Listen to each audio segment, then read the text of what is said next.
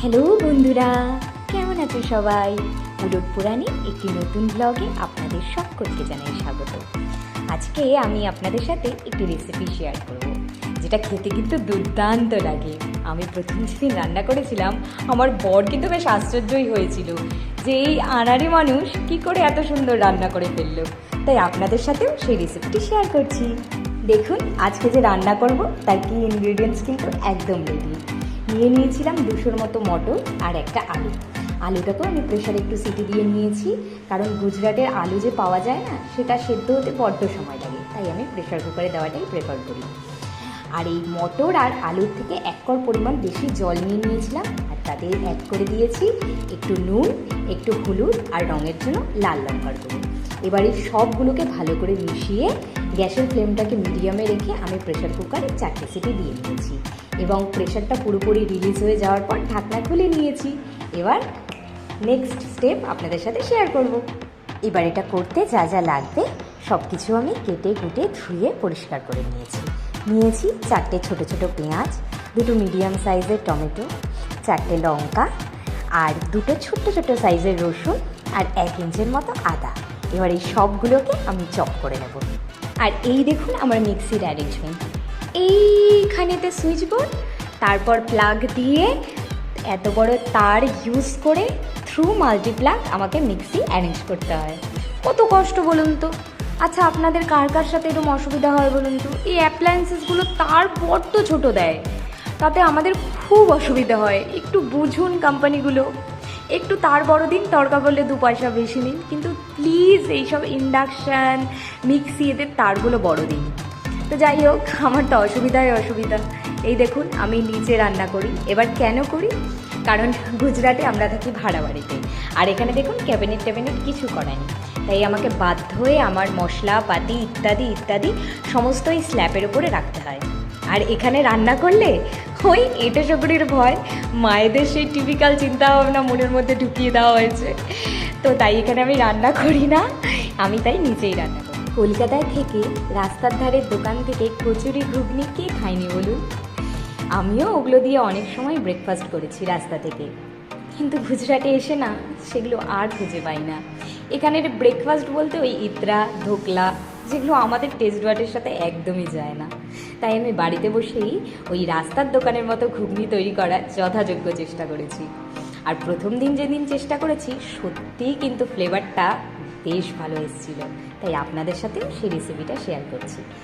দেখুন আমি যে পেঁয়াজ দুগুলো নিয়েছিলাম সেগুলোকে ফাইনলি চপ করে নিয়েছি, আর যে 2টো টমেটো নিয়েছিলাম সেটাকেও আমি চপ করে নিয়েছি, আর এখানে নিয়েছি আদা, রসুন আর লঙ্কা বাটা।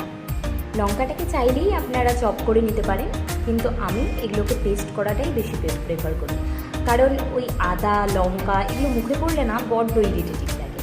হ্যাঁ, রাস্তার মতো ভাইব পেতে যে ঘুগনিতে যে আমি সিক্রেট মশলাটা ইউজ করেছি সেটা হলো এই যে এটা তৈরি করতে আমার কী লেগেছে সেটাই বলছি। প্রথমে কড়াটাকে গরম করে নেবেন, তারপর আমি নিয়েছি 4টে শুকনো লঙ্কা, 2টো তেজপাতা, 6-7টার মতো ছোটো এলাচ, 6-7টার মতো বড় এলাচ, একটু লবঙ্গ দিয়ে প্রথমে নেড়ে চেড়ে নিয়েছি, কারণ এগুলো শেলগুলো একটু হার্ড থাকে আর এগুলো রোস্ট হতে একটু বেশি সময় লাগে।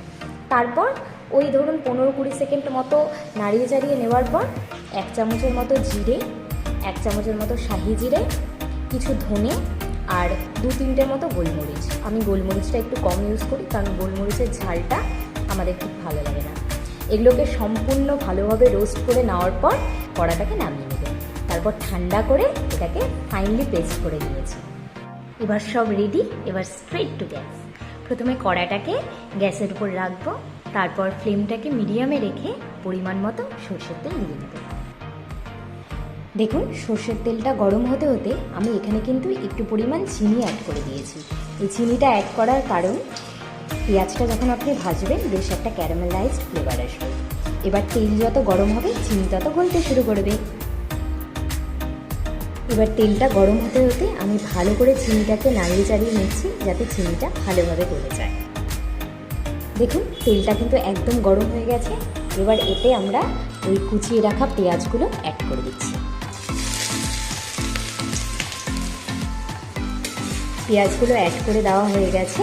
এবার পেঁয়াজগুলোকে ভালো করে নাড়িয়ে চাড়িয়ে নিতে হবে যতক্ষণ না পর্যন্ত এই গোল্ডেন ব্রাউন কালার নিচ্ছে।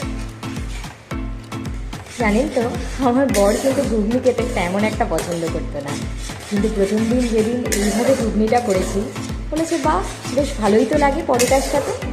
আর আজকে অফিস গেছে, তাই এই ঘুগনি করে ওকে সারপ্রাইজ দেবো। রাতে হবে পরোটা আর ঘুগনি, আর দুপুরবেলা আমি ডিমের তরকারি করেছি, সেটা দিয়ে ভাত খেয়ে নেবো। রাতে ও আসলে পরোটা হবে, পরোটা ঘুগনি পুরো জমে যাবে কিন্তু। দেখুন, এভাবে লো ফ্লেমে 2 থেকে 3 মিনিট ভেজে নেওয়ার পর আমার পেঁয়াজগুলো কিন্তু একদম এক্সপেক্টেড গোল্ডেন ব্রাউন হয়ে গেছে। এবার এতে আমরা অ্যাড করে দেব আমাদের আদা রসুন পেস্ট।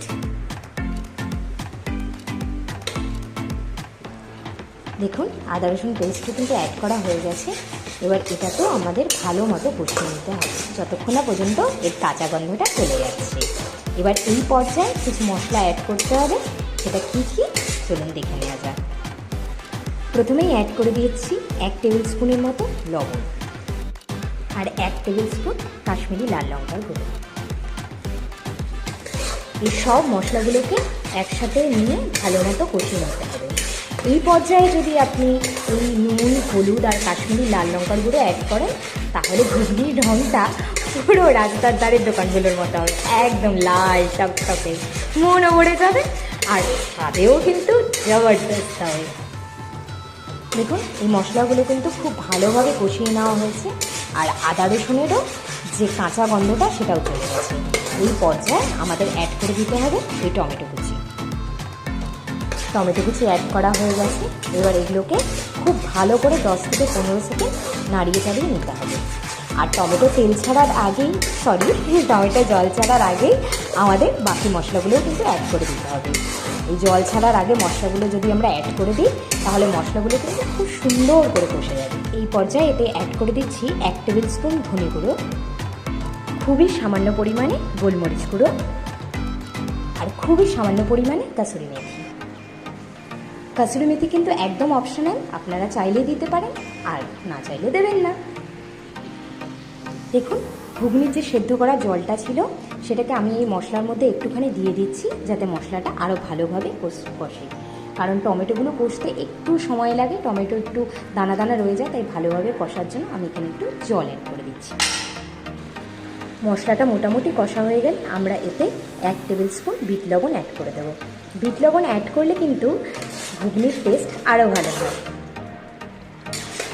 এবার এই সব কিছুকে খুব ভালোভাবে কষিয়ে নেব যতক্ষণ না পর্যন্ত টমেটোর সমস্ত টুকরো গলে যায়। জানেন তো, আমার বর সকালবেলা 9টার সময় অফিস চলে যায়, তারপর পুরো দিনটাই আমি একা থাকি। আর আপনাদের সাথে এইসব রান্নার ব্লগ, তারপর গুজরাটে কোথায় যাচ্ছি, কী করছি, কীভাবে স্ট্রাগল করছি, কীভাবে সার্ভাইভ করছি, এগুলো যদি শেয়ার করি না, তাহলে সত্যি লোনলিনেসটা আর ফিল হয় না। আপনারা দয়া করে একটু সাথে থাকবেন, আমারও ভালো লাগবে। আর আপনাদেরকে আমরা ভালো ভালো কন্টেন্ট দেবো, গুজরাটের সম্বন্ধে অনেক অনেক অনেক আইডিয়া দেবো। এগুলোর জন্য দয়া করে আমাদের সাথে থাকবেন, পাশে থাকবেন। আপনাদের ছাড়া কোনো কিছুই সম্ভব নয়। দেখুন, মশলা কিন্তু আমাদের একদম রেডি। এই দেখুন, টমেটো কিন্তু একদম খুব সুন্দর করে গলে গেছে আর মশলাও কিন্তু সাইড দিয়ে তেল ছাড়তে শুরু করে দিয়েছে। এই পর্যায়ে আমরা আমাদের মটরগুলো অ্যাড করে দেবো। আর আমি কিন্তু সবসময় লো ফ্লেমেই রান্না করি, দেখুন একদম লো করে। এতে মশলা কষালে মশলার টেস্ট কিন্তু প্রচণ্ড ভালো হয়। এই দেখুন, আমার সেদ্ধ করা মটর এবং তার সাথে যে জলটা ছিল সেটা অ্যাড করা হয়ে গেছে। এবার গ্যাসের ফ্লেমটাকে এই পর্যায়ে মিডিয়াম করে দেব এবং জলটাকে ফুটতে দেব যতক্ষণ না পর্যন্ত গাঢ় ঘুগনির আকার ধারণ করছে। এভাবে একবার ঘুগনি বানিয়ে দেখবেন, কথা দিচ্ছি নিরাশ একদমই হবেন না। এর সাথে কচুরি, পরোটা, ইনফ্যাক্ট রুটি, আপনার টেস্ট অ্যাকর্ডিং আপনি যা কিছু অ্যাড অন করতে পারেন। ভীষণ ভীষণ ভীষণ ভালো লাগবে। আর এই ঝোলটা ফুটতে দিতে হবে আমাদের 15-20 মিনিট। ফুটে যাওয়ার পর এই ঝোলটা আমাদের আশানুরূপ ঘন হয়ে যাবে, মানে একদম ঘুগনিটা রেডি হয়ে যাবে। তো ততক্ষণ পর্যন্ত ওয়েট করতে হবে। জানেন তো, প্রথম যেদিন গুজরাটে এসেছিলাম সেদিন আমি জাস্ট কিচ্ছু জানতাম না, লিটারেলি কিচ্ছু জানতাম না। ভাত কী করে করতে হয় বা কিছু বেসিক মশলা ছাড়া বাকি মশলাগুলোর নাম কি, কিচ্ছু না। প্রথম রাতে ভাত করতে গিয়ে সে কি বিধিকিচ্ছিরি অবস্থা। মাকে ফোন করছি যে দুজনার জন্য কতটুকু চাল দরকার, সেই চালে কতটুকু জল দেব, কতক্ষণ ধরে করব, কিভাবে করব, মানে ভাবতেই খুব অবাক লাগে, তাই না? যে ভাত করতে গেলেও মানুষের এত মুশকিল হয়। হ্যাঁ, আমরাও এক্সিস্ট করি, আমাদের ভাত করতে গেলেও সমস্যা হতো।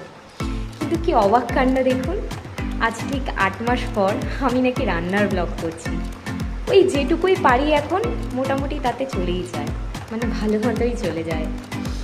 আমার বাবা মা খুব টেনশন করতেন যে তুই শ্বশুরবাড়ি গেলে কী করবি, তুই তো কিছুই পারিস না, অ্যাটলিস্ট বেসিক কিছু নলেজ রাখা ভালো, তুই সেগুলো নে। আমার না কোনোদিন ইন্টারেস্টই হতো না, কিন্তু এখানে আসার পর ওই বলে না, necessity is the mother of invention. আমি না সব কী করে যেন শিখে গেছি, আমি নিজেই জাস্ট জানি না। আর কি বলুন তো, কোনো কিছু শেখার ইচ্ছে থাকলে আপনি সবই পারেন, আর সেটার প্রকৃষ্ট উদাহরণ হলো আমি। অবশ্যই আপনাকে একটা সাপোর্টিভ মানুষের দরকার পাশে, সেই মানুষটা হলো আমার বর। প্রথমে যখন রান্না করেছি কতবার কত তেতো জিনিস, পুড়ে যাওয়া জিনিস, লবণ কম, ডালের কোনো টেস্ট নেই, এসব খাইয়েছি, কিন্তু সেই মানুষটা কোনোদিন মুখ ফুটে একটা কথাও বলেনি। সেদিনও সেই মানুষটা পাশে ছিল, আর আজ যখন বিভিন্ন টেস্টি রান্না করে খাওয়াই তখনও সেই মানুষটা সেমভাবেই পাশে থাকে।